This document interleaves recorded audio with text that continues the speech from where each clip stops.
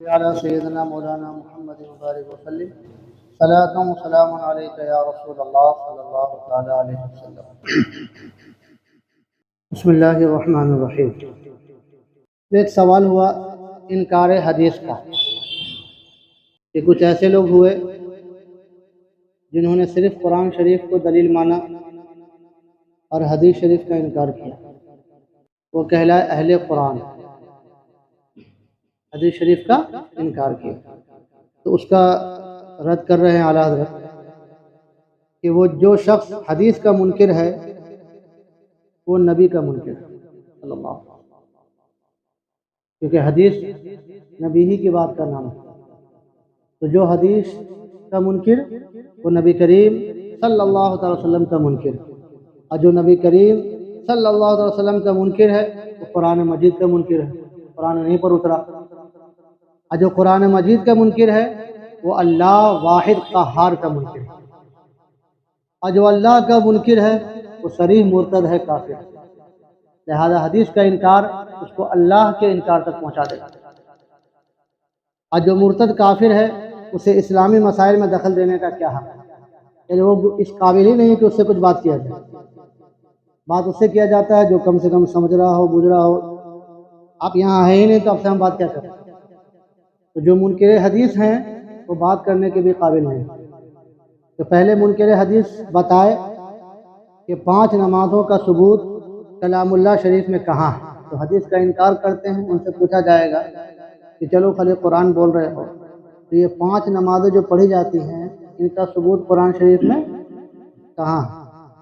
صبح کی 2 رکعتیں، مغرب کی 3 رکعتیں، باقی کے 4 رکعتیں، ان کا ذکر کلام اللہ شریف میں کہاں ہے؟ اور نمازوں کی ترتیب کہ پہلے قیام کریں گے، قیام میں قرات کریں گے، پھر رکوع کریں گے، پھر سجدہ کریں گے، پھر قعود کریں گے، قرآن مجید میں کہاں ہے؟ یہ ساری چیزیں کس سے ثابت ہیں؟ حدیث شریف. وقتوں کی ابتدا انتہا کہ فجر کا وقت طلوع صبح صادق سے شروع ہوا اور طلوع شمس پر ختم ہوا، یہ کہاں ہے قرآن شریف؟ دکھلائیے. یہ کن سے پوچھا جا رہا ہے؟ نہیں، ان سے پوچھا جانا جو حدیث کے منکر. اعلیٰ کہہ رہے ہیں جو حدیث کے منکر ہیں ان سے سوال ہوا کہ حدیث کا انکار کر کے آپ کی نمازیں بھی صحیح نہیں ہو پائیں، رکعتیں کا کوئی انجام نہیں رہ پائے گا، نہ اس کا سسٹم رہ پائے گا. ظہر کا وقت زوال شمس سے سایہ اصلی کے سوا 1 مثل یا 2 مثل سایہ ہونے تک ہے، اس کا ذکر قرآن مجید میں کہاں ہے؟ وضو کی ناقض یہ چیزیں ہیں، غسل کو یہ چیزیں توڑتی ہیں، اور نماز ان چیزوں سے فاسد ہوتی ہے، ٹوٹ جاتی ہے، اس کا ان کی تفسیر قرآن مجید میں کہا. ساری تفسیر کو قرآن نے کہہ دیا نماز پڑھو. اب طریقہ حضور نے بتایا، ایسے پڑھنا یہ ضروری ہے، وہ سب سرکار صلی اللہ علیہ وسلم نے بتایا. تو حضور کو چھوڑ کر، حدیث کو چھوڑ کر نہ نمازیں صحیح ہوں گی، نہ روزے صحیح ہوں گے، کوئی بات صحیح نہیں ہوگی. تو جب وہ جب ان سے سوال پوچھا جائے تو جب وہ ان سوالوں سے عاجز ہوگا اور اپنے کفر و جہل کا اقرار کر کے تائب ہوگا، اس وقت ہم اسے بتا دیں گے کہ جن چیزوں کا وہ منکر ہے وہ سب قرآن مجید سے ثابت ہے. پہلے اپنا ثبوت پیش کرے، یہ سب چیزیں بتائے، اور ساتھ ہی یہ بتائے کہ اس نے قرآن موجود کو بے کم و بیش قرآن منزل من اللہ کیوں کر مانا. یعنی یہ قرآن جو ہے اللہ تعالیٰ کا اتارا ہوا ہے، کیسے پتہ چلا؟ کیسے پتہ لگا؟ کیا اللہ خود ان کے ہاتھ میں دے گیا یہ قرآن پکڑیے؟ ظاہر ہے اللہ ان کے ہاتھ میں تو نہیں دے گیا. جب یہ نہیں تو دلیل دے کہ کیسے پتہ چلا یہ قرآن شریف ہے. اور یہ سمجھ رکھے کہ اس دلیل سے جو کچھ ثابت ہوگا وہ سب ماننا پڑے گا. یہ نہیں کہ صرف اس کو مان رہے ہیں اور اسی دلیل سے جب دوسری چیز ثابت ہوگی تو نہیں مان رہے ہیں، ورنہ قرآن بھی ہاتھ سے کھوئے گا. کھویا تو ہے ہی، جھوٹی زبانی اقرار سے بھی ہاتھ دھوئے گا. زبانی اقرار کم سے کم اہل قرآن کا کر رہا وہ بھی ختم ہو جائے گا. ان اللہ لا یہدی القوم الفاسقین، بے شک اللہ فاسق قوم کو ہدایت نہیں دیتا.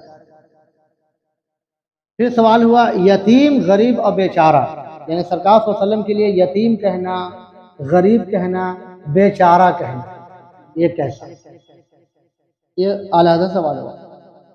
تو کہہ رہے حضور اقدس صلی اللہ علیہ وسلم کی شان عرفہ و اعلیٰ میں یہ الفاظ مذکورہ یعنی یتیم، غریب، بیچارہ وغیرہ کا اطلاق ناجائز اور حرام ہے۔ حضور کے اتنے صفات میں تم کو یہی مل رہا ہے، یتیم، بیچارہ اور غریب، فقیر، یہ سب بولنا؟ سرکار صلی اللہ علیہ وسلم کے اتنے فضائل و مناقب ہیں، وہ سب ذکر نہیں ہو رہے ہیں، یتیمی سے تم کو ذکر سمجھ میں آ رہا ہے، اور غریب اور بیچارہ سے سمجھ میں آ رہا ہے۔ تو حضور صلی اللہ علیہ وسلم کی شان میں یہ الفاظ بولنا حرام ہے۔ علماء نے لکھا ہے یجب ذکرہ صلی اللہ علیہ وسلم باسماء معظمۃ فلا يجوز ان يقال انه فقیر، غریب، مسکین، یعنی حضور صلی اللہ علیہ وسلم کا ذکر اسماء معظمہ یعنی تعظیم والے ناموں سے یاد کیا جائے گا، یاد کرنا واجب ہے، ایسے ناموں سے جس میں کیا ہو؟ تعظیم ہو۔ لہذا یہ جائز نہیں ہے کہنا کہ وہ فقیر ہیں، غریب ہیں، مسکین، تو یہ الفاظ سرکار صلی اللہ علیہ وسلم کی شان میں کہنا جائز نہیں۔ اب پھر بھی بعض لوگ کہہ رہے ہیں تو ان کا کیا حکم ہے؟ اب پورے عبارت نقل کرنے کے بعد آیات لکھتے ہیں کہ وباللہ توفیق، توفیق جامع و تحقیق لامع یہ ہے کہ اوصاف کا اطلاق، ان سب کا اطلاق بر وجہ تقریر و اثبات، خواہ حکم قصدی ہو یا وصف عنوانی میں ہو، اگر قول قائل کا سیاق یا سباق یا سوق یا مساق سے طرز تنقیص ظاہر و ثابت ہو تو یقیناً کفر ہے۔ یعنی حضور کو یتیم، غریب، فقیر کہہ رہا ہے، اور اس کے انداز کلام سے، بات کرنے کے انداز سے، یا جو بولنا چاہ رہا ہے اس سے لگ رہا ہے کہ یہ استغفاف کر رہا ہے، اس کے بول چال سے پتہ چل رہا ہے کہ یہ غریب اور مسکین اور فقیر جو بول رہا ہے یہ شان اقدس میں گستاخی کر رہا ہے، تب تو سیدھے کفر ہے۔ کیا بولنا؟ غریب، یتیم، فقیر، اس کے لیے بولنا سرکار صلی اللہ علیہ وسلم۔ اگر اس کے گفتگو سے سمجھ میں آ رہا ہے کہ یہ گستاخی کر رہا ہے، اتنی چیزیں یاد کر کے خالی مار مار وہی بات بول رہا ہے، اگر یہ پتہ چل جائے اس سے، تب تو یہ ثابت ہوا کہ یہ یقیناً کفر ہے۔ اور اگر ایسا نہیں، اس کے سیاق و سباق سے استخفاف پتہ نہیں چل رہا، توہین پتہ نہیں چل رہا، اور قائل مدعی علم ہے، یعنی کہنے والا علم کا دعوے دار ہے، اپنے آپ کو علم والا مانتا ہے، وہ بول رہا ہے، یا ایسے کلمات کا عادی ہے، برابر بولتا رہتا ہے، استخفاف نہیں لیکن برابر یتیم، فقیر صلی اللہ علیہ وسلم کے لیے بول رہا ہے، اس کی عادت ہے، یا اس کو تنبیہ بھی کی گئی پھر بھی بولتا رہتا ہے، اس کو بتا بھی کرے نہ بولا کرو پھر بھی وہ بولتا رہتا ہے، 3 صورت۔ تو اگر پھر بھی بولتا رہتا اور استخفاف مقصد نہیں ہے، پتہ بھی نہیں چل رہا، تو یہ ایسا آدمی دل کا بیمار ہے، مریض القلب ہے، بددین ہے، گمراہ ہے، مستحق عذاب شدید ہے۔ اب کفر تو نہیں کہیں گے لیکن گمراہ کہیں گے، دل کا مریض کہیں گے، اور بددین کہیں گے، گمراہ کہیں گے۔ سلطان اسلام اسے قتل کرے گا۔ اسلامی سلطنت اگر چل رہا ہے تو ایسا آدمی جو برابر اس طرح کا بول رہا ہو، تنبیہ کرنے کے بعد بھی بول رہا ہے، تو ایسا سلطان اسلام اسے کیا کر دے گا؟ قتل کر دے گا، اور زمین کو اس کی ہستی ناپاک سے پاک کر دے گا، ایسے ناپاک وجود سے زمین کو پاک کرے گا۔ اور عام مسلمانوں کو اس کی صحبت مجانست سے احتراز لازم، عام مسلمان اس کی صحبت میں نہ بیٹھیں، ان کے صحبت میں نہ رہیں جو یہ الفاظ سرکار صلی اللہ علیہ وسلم کی شان میں بولتے رہتے ہیں۔ اسے واعظ بنانا، واعظ میں نصیحت کرنے والا، اسے واعظ بنانا یا امام بنانا، اس کا واعظ سننا، اس کے پیچھے نماز پڑھنا، یہ ممنوع ہوگا۔ یہ صرف جو استخفاف کے قصد سے نہیں ہے، برابر یہ سب بول رہا ہے، یعنی اتنے اوصاف سے قرآن نے یاد کیا ہے ان کو، وہ سب نہیں سمجھ میں آ رہا ہے، وہ یتیم، فقیر اور غریب ہی بول رہا ہے، معاذ اللہ رب العالمین۔ کیونکہ جب ظاہر ہے اسلام کی بنیاد ہے حضور، اور جب یہی نہیں ہے تو اب رہا کیا تمہارے پاس؟ اب آئیے پھر ہے ایک الائچی اور دلال۔ سرکار صلی اللہ علیہ وسلم کی شان میں معاذ اللہ اس طرح کا الفاظ بولنا، الائچی یا دلال، بعض لوگوں نے بول دیا ہے۔ کہنے حضور اقدس صلی اللہ علیہ وسلم اللہ عز و جل کے رسول اعظم، نائب اکبر اور خلیفہ اعظم ہے۔ کون؟ حضور صلی اللہ علیہ وسلم۔ الائچی وہ ہوتا ہے، اس کو الائچی بول رہے ہیں، الائچی وہ ہوتا ہے جس کو پیام یا خط پہنچانے کے سوا کوئی سرداری یا حکومت نہیں، بس اس کا کام ہے پیغام پہنچا دینا، خط پہنچا دینا، وہ الائچی ہے، اس کو کوئی حکومت، کوئی سرداری نہیں ہوتی۔ تو حضور ایسے ہیں کہ خالی تم کو پیغام پہنچا دیا، قرآن دے دیا، کوئی سرداری کوئی حکم یہی کہتا ہے کہ قرآن دے دیا بس ہو گیا، پڑھتے رہیے اپنا سمجھتے رہیے. الائچی کا اسی معنی ہے. معاذ اللہ رب العالمین. تو فرمایا کہ الائچی وہ ہوتا ہے جس کا کام پیام پہنچا دینا، خط دے دینا، بس یہی کام ہوتا ہے. کوئی سرداری اس کو نہیں ہوتی. جیسے خط جو ڈاکیا جو آتا ہے بس وہی نا کام، اس کو کوئی سرداری ہوتی ہے. ہاں بھائی لیٹر لیا 10 کا خط کیا ٹھیک ہے جائے، وہ کہاں آپ کہاں. تو حضور کی شان ایسی ہے معاذ اللہ رب العالمین. کوئی سردار اور حکومت نہیں. حضور اقدس صلی اللہ علیہ وسلم کی شان اکرم میں اس لفظ کا استعمال کرنا بے شک تنقیص و توہین ہے. اس کا وہی حکم ہے جو نبی کریم صلی اللہ علیہ وسلم کی توہین کرنے والے کا ہے. یعنی الائچی وغیرہ کہنے کا حکم وہی ہے جو حضور کی توہین کرتا ہے. اسی طرح ایک لفظ ہے دلالی. دلالی کا دلالی ایک دلیل پیشہ، دلال کہنا معاذ اللہ ہے. یہ بھی آپ جان رہے ہیں کہ دلالی ایک دلیل پیشہ ہے، یعنی حقیر ترین پیشہ ہے. ذلت کی نگاہ سے سماج میں دیکھا جاتا ہے. دلال کا کام یہ ہے کہ مشتری سے بڑھوائے، بائیں سے گھٹوائے.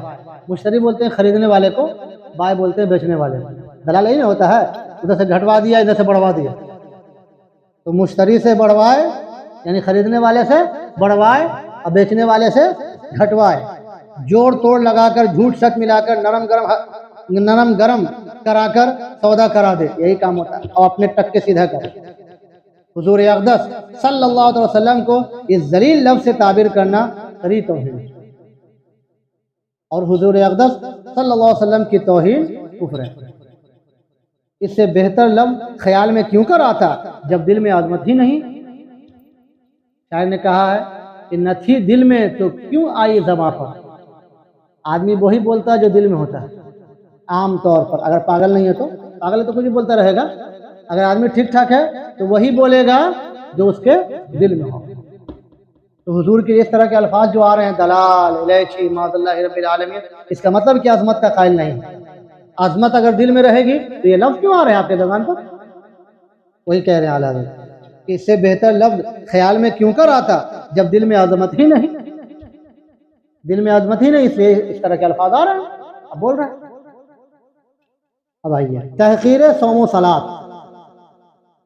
صوم مانے روزہ، صلات مانے نماز.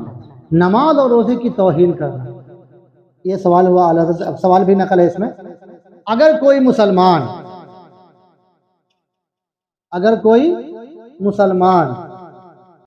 کہہ رہے اگر کوئی مسلمان قبل شروع رمضان المبارک شروع ہونے سے پہلے کوئی مسلمان یہ لفظ استعمال کرے کہ ہندو ہوتے تو بہتر تھا، یہ 30 روزے تو نہ رکھنے پڑتے. بہت سے لوگ بکتے ہیں. دوسرا سوال، دوسرا شخص بفصاحت بیان کرے کہ اللہ پاک کے 30 روزے نہیں، پوری قید ہے. بھوک پیاس لے کر آتے ہیں، رمضان کے بارے میں کہہ رہا، بھوک پیاس لے کر آتے ہیں، بڑا ظلم ہے. رمضان بڑے ظالم ہیں، لیکن جو ظلم کرتا ہے تھوڑے دن رہتا ہے. اللہ، ایسا کہنے والے کا کیا حکم ہے؟ یہ سوال ہو رہا کن سے؟ اللہ. اب جواب سنیں. الجواب، یہ دونوں شخص یقیناً کافر اور مرتد ہیں. اگر عورت رکھتے ہوں تو ان کی عورتیں ان کے نکاح سے نکل گئیں. عورتوں کو اختیار ہے کہ بعد عدت جس سے چاہے نکاح کریں. یعنی یہ کلمہ بکا سیدھے کفر ہوا، مرتد ہو گیا، اس کی بیوی نکاح سے نکل گئی. اب عدت کے بعد وہ جس سے چاہے نکاح کرے، اس کے نکاح میں نہیں ہے. یہ کافر اگر توبہ نہ کریں، یہی دونوں بکنے والے، یہ کافر اگر توبہ نہ کریں، اثر نو اسلام نہ لائیں، تو مسلمانوں کو ان سے میل جول حرام، سلام کلام حرام، بیمار پڑیں تو انہیں پوچھنے جانا حرام، مر جائیں تو ان کے جنازے میں شرکت حرام، انہیں غسل دینا حرام، ان پر نماز پڑھنا حرام، ان کا جنازہ کندھے پر رکھنا حرام، جنازے کے ساتھ جانا حرام، مقابر مسلمین میں دفن کرنا حرام. یہ رہا کیا؟ صوم و صلات کی تحقیر کر دے تب کیا رہا؟ زید بلا عذر شرعی علی الاعلان. اب یہ دوسرا سوال ہے، وہ اس کا حکم بیان ہو گیا کہ زید بلا عذر شرعی علی الاعلان روزہ رمضان مبارک ترک کرے، رمضان مبارک کا روزہ چھوڑتا رہے. اور اگر کسی نے نماز پڑھنے کے لیے کہا کہ اٹھو نماز پڑھو، تو جواب دیا کون اٹھک بیٹھک کرے، اجی جتنے نمازی حاجی حافظ ہیں سب بے ایمان ہیں، یہ بھی بکتے ہیں۔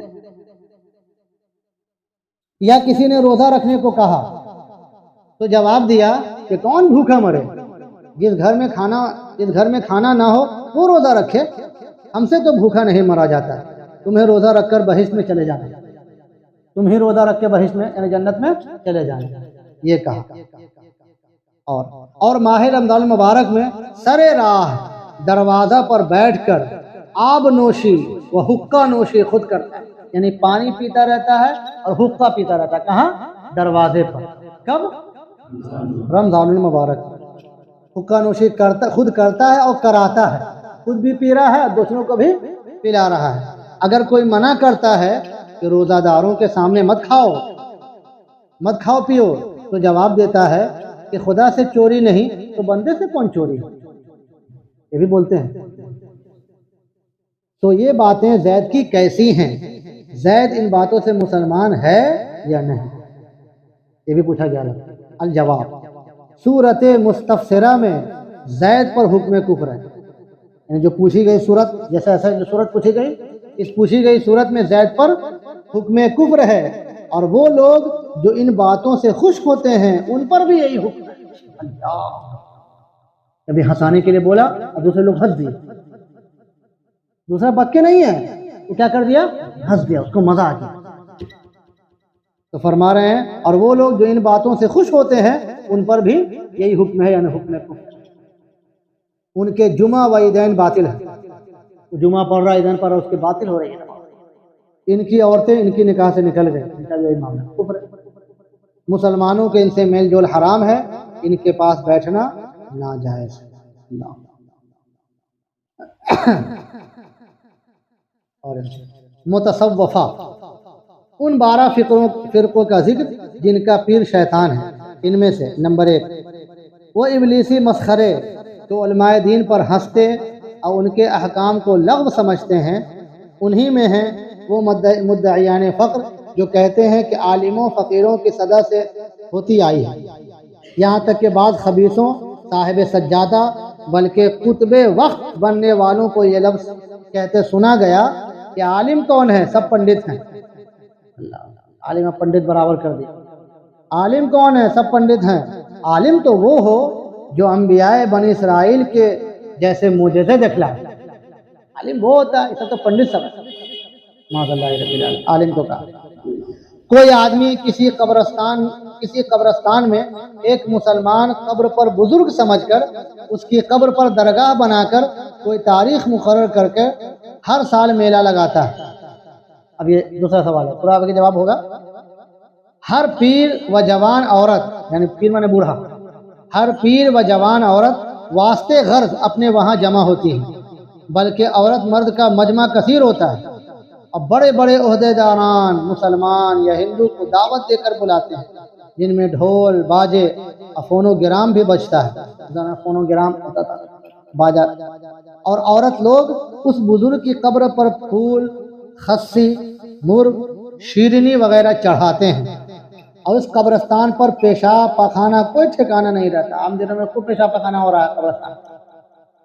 اس درگاہ کی شرکت کرنے والے کے پیچھے نماز پڑھنا جائز یا ناجائز، اور شرکت کرنے والے کو برا سمجھیں یا اچھا، اور اس درگاہ کا متولی چھوٹی قوم ہے، مونچھ داڑھی سے زیادہ رکھتا ہے، اور ہاتھ میں لوہے کا مالا پہنتا ہے، اور ہاتھ میں لوہے کا چھرا رکھتا ہے، بات دو رکھتے ہیں، اور لوگوں کو فحش گالی دیتا ہے، اور لوگ جو شرکت کرتے ہیں اسے بزرگ اور پیر سمجھتے ہیں، وہی جو لوگ چھلا والا رکھے ہیں اس کو لوگ بزرگ اور پیر سمجھتے ہیں۔ ایسے لوگ کی نماز پڑھنا جائز یا ناجائز؟ ان سے دور رہنا چاہیے یا نہیں؟ اب سنیں الجواب۔ اب اس میں کئی باتیں آئی ہیں تو ساری باتوں کو تو اس میں تھوڑا سا اس میں کچھ ٹھیک ٹھاک بھی ہے۔ جواب، اولیاء کرام کے مزارات پر ہر سال مسلمانوں کا مجمع ہو کر قرآن مجید کی تلاوت یا اور مجالس کرنا اور اس کا ثواب ارواح طیبہ کو پہنچانا جائز ہے، جبکہ منکرات شرعیہ مثل رقص مزامیر وغیرہ سے خالی ہو. یعنی لوگ جمع ہو رہے ہیں، قرآن شریف پڑھ رہے ہیں یا دوسرا ذکر و اذکار کی مجلسیں ہو رہی ہیں، تو یہ کیا ہے؟ جائز ہیں. کب؟ جبکہ منکرات شرعیہ یعنی ناچ نہ ہو رہا ہو، یا مزامیر وہ قوالی اور ڈھول تاشی کے ساتھ بجائی جاتی ہے، وہ سب سے خالی ہو.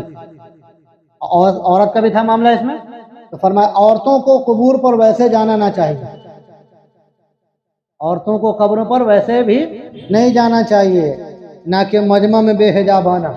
تو ایسے قبروں پر جانا منع ہے، اور جہاں مجمع ہو بے حجاب یعنی بغیر پردہ کے جانا تو اور زیادہ منع. اور تماشا میلہ کا کرنا، افونوں وغیرہ بجوانا، یہ سب گناہ و ناجائز ہیں. جو شخص ایسی باتوں کا مرتکب ہو اسے امام نہ بنایا جائے. واللہ تعالی عالم. اب ایک عربی عبارت نقل کیا ہے، اس کا ترجمہ یہ ہے، یعنی سیدی ابو علی روز باری رضی اللہ تعالیٰ عنہ بغدادی ہیں، مصر میں اقامت فرمائی، ایسی میں 322 ہجری میں وفات پائی. سید الطائفہ جنید بغدادی وہ حضرت ابو الحسین احمد نوری رضی اللہ تعالیٰ عنہما کے اصحاب سے ہیں. مشائخ میں ان سے زیادہ علم طریقت کسی کو نہ تھا. ان جناب سے سوال ہوا کہ ایک شخص مزامیر سنتا اور کہتا ہے یہ میرے لیے حلال ہیں، اس لیے کہ میں ایسے درجے تک پہنچ گیا کہ احوال کا اختلاف مجھ پر کچھ اثر نہیں ڈالتا. یہ اعلیٰ سیدھے ان کی بات نقل کر دے رہے کہ انہی کی سنو، آپ جنید بغدادی کی سنو، ابو الحسن احمد نوری کی سنو. یہ لوگ ایسے بزرگ ہیں، یہ لوگ جہاں تک پہنچے ہیں طریقت میں اس مقام تک کوئی نہیں پہنچا. انہوں نے کیا فرمایا سنیے. ان کے بارے میں فرمایا کہ ان لوگوں سے سوال ہوا، ان جناب سے سوال ہوا. کیا ہوا کہ ایک شخص مزامیر سنتا، وہی ڈھول کے ساتھ قوالی مزامیر سنتا ہے اور کہتا ہے یہ میرے لیے حلال ہے، اس لیے کہ میں ایسے درجے تک پہنچ گیا کہ احوال کا اختلاف مجھ پر کچھ اثر نہیں ڈالتا. بہت سے بولتا ہے مجھ کو شیطان نہیں بچا، کہ احوال کا اختلاف مجھ پر کچھ اثر نہیں ڈالتا. تو ان نے جواب دیا، حضرت جنید بغدادی اور حضرت ابو الحسین احمد نوری رضی اللہ تعالیٰ عنہما نے فرمایا ہاں، وہ کہتا تھا میں ایسے درجے تک پہنچ گیا. تو یہ لوگ کہہ رہے ہیں ہاں پہنچا تو ضرور، مگر کہاں تک؟ جہنم تک. کہہ رہا پہنچ گیا، میں تو پہنچ گیا، ٹھیک پہنچا ہے، مگر کہاں تک؟ جہنم تک. عارف باللہ سیدی عبد الوہاب شعرانی قدس سرہ الیواقیت والجواہر فی عقائد الاکابر میں فرماتے ہیں کہ حضور سید الطائفہ جنید بغدادی رضی اللہ تعالیٰ عنہ سے عرض کی گئی کہ کچھ لوگ کہتے ہیں ان التکالیف کانت وسیلۃ الی الوصول وقد وصلنا، یعنی شریعت کے احکام تو وصول کا وسیلہ تھے، ہم واصل ہو گئے. مطلب حضور کچھ لوگ کہہ رہے ہیں کہ یہ جب نماز روزے وغیرہ جو ہیں یہ تو خدا تک پہنچنے کا ذریعہ ہیں، ہم پہنچ گئے، ہم تو پہنچ گئے، تو اب کیا ضرورت ہے سب کی؟ جیسے آپ کو ٹرین سے سہارا لیے، آپ کو ٹرین کا ذریعہ آپ نے لگایا بریلی جانا ہے، سیدھے آپ کو اٹھا کر کوئی بریلی پہنچ گئے، اب ٹرین کی کیا ضرورت ہے؟ اب اس طرح کا سوال دیکھیے، کہا شریعت کے احکام تو وصول کا ذریعہ ہیں. کہاں وصول کا؟ یعنی اللہ تک پہنچنے کا وسیلہ ہے یہ شریعت کے احکام. بات سمجھ آ رہی ہے؟ ان سے سوال ہوا کہ حضور یہ شریعت کے احکام تو وصول کا وسیلہ تھے، وقت وصلنا، ہم تو واصل ہو گئے، ہم پہنچ گئے، تو اب تو ہم سب نماز وغیرہ ختم. فرمایا حضرت جنید بغدادی نے صدقوا فی الوصول ولكن الى سخر والذي يسرق ويزني خیر ممن يعتقد ذلك. اللہ اکبر، بڑا زبردست دل دیا. فرمایا وہ سچ کہتے ہیں، واصل تو ضرور ہوئے مگر جہنم تک. اور اس سے زیادہ ہارڈ آگے ہے، چور اور زانی ایسے عقیدے والوں سے بہتر ہے. اور زیادہ یہ سیدھے کہانی ختم کر دے رہا ہے بالکل، یعنی اسلام کے احکام اٹھا دے رہا ہے. وہ چور کم سے کم دماغ میں کہ چوری کر رہا ہے لیکن بدعقیدہ نہیں ہے، وہ جرم سمجھ رہا ہے، یا معاذ اللہ 100 بار معاذ اللہ زنا کا ارتکاب ہو رہا ہے لیکن اس کو سخت گناہ سمجھ رہا ہے، اس کو حلال، یہ تو سیدھے نماز چھوڑنے کو حلال سمجھ رہا ہے، شریعت کے احکام چھوڑنے کو حلال سمجھ رہا ہے. اس کو کہا اعلیٰ حضرت. یہ اعلیٰ حضرت نہیں، جنید بغدادی کا قول نقل کر رہے ہیں اعلیٰ حضرت. علیحدہ کہہ رہے ہیں لیکن اپنی بات نہیں ہے، جنید بغدادی کی نقل کر، مطلب مرتے دم تک شریعت کے احکام سے چھٹکارا نہیں، مرتے کتنے ہی پہنچتے رہی، کتنے ہی پہنچتے رہی۔ کل بڑی اچھی بات ایک درس میں ہمارے آیا کہ اللہ کے رسول صلی اللہ تعالی وسلم سے زیادہ پہنچا ہوا کون، ان سے زیادہ اقرب الی اللہ کون، حضرت مولا علی سے زیادہ پہنچے والا کون؟ ان دونوں پر بھی یہ لوگ آخری عمر تک، ظاہری عمر تک عبادات کرتے رہے۔ اگر کسی سے معاف ہوتا تو سب سے پہلے انہیں سے معاف ہوتا ہے نا، لیکن آخری عمر شریف تک، بلکہ سرکار صلی اللہ علیہ وسلم یہ بات کے بارے میں آیا کہ اتنا لمبا لمبا قیام کرتے تھے کہ پیر میں چھالے پڑ جاتے تھے، رات رات بھر قیام کر رہے ہیں، پیر میں چھالے۔ کہا بھی لوگوں نے کہ حضور اتنی بات کیوں کرتے ہیں، آپ کو تو اللہ بخش چکا، آپ کے صدقے میں امت کی مغفرت فرمائے۔ تو آپ نے فرمایا کہ میں اللہ کا شکر گزار بندہ نہ بنوں؟ جی، تو یہ متصوف کہتے ہیں صوفی بننا، یعنی صوفی ہے نہیں، معاذ اللہ گمراہ کرتا ہے۔ عبادات سے چارہ کار نہیں، عبادت سے چھٹکارا نہیں ہے، ہر حال میں جو احکام شرعیہ ہیں اس کو آپ کو پورا کرتے رہنا ہے۔ مرنے کے بعد ہی پہنچتا ہے، مرنے سے پہلے کوئی پہنچنے کا معاملہ نہیں۔ اب پہنچ بھی گئے ہیں تو پھر بھی پڑھتے رہنا ہے۔ بہت سے لوگ پہنچے ہوئے ہیں لیکن پہنچنے کے بعد چھٹکارا نہیں ہے، بلکہ حضرات فرماتے ہیں یہاں تو معاملہ ہے کہ جو جتنا زیادہ اللہ سے قریب ہے اتنا زیادہ ڈرتا رہتا ہے اور اتنا زیادہ اس پر نظر شروع ہو جاتی ہے، اتنا زیادہ نظر، جو جتنا زیادہ قرب ہو گیا اس پر توجہ اتنی شروع، ان کی ایک ایک بات پر نظر نہ بتاتے۔ ایک مرتبہ حضرت سفیان ثوری کے بارے میں ایک بڑے محدث گزرے ہیں، سفیان ثوری اللہ کے یہاں اتنا بڑا مرتبہ پہنچے ہوئے تھے کہ ایک ایک چیز پر نظر۔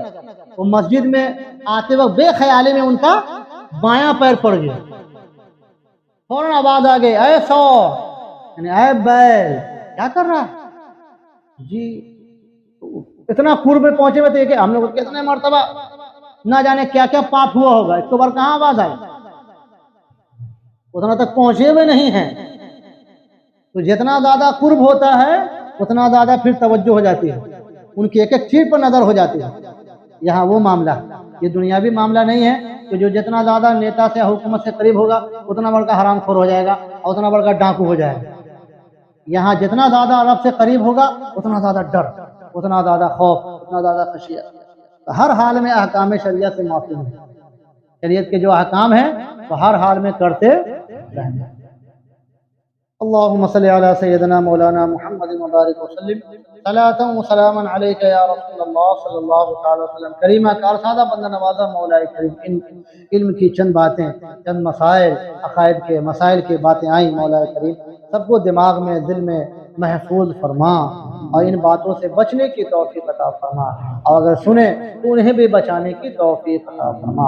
وصلی اللہ تعالی علی خیر خلقہ محمد وعلی آلہ واصحابہ وازواجہ وذریاتہ اجمعین برحمتک یا ارحم الراحمین۔ لا الہ الا اللہ محمد رسول اللہ۔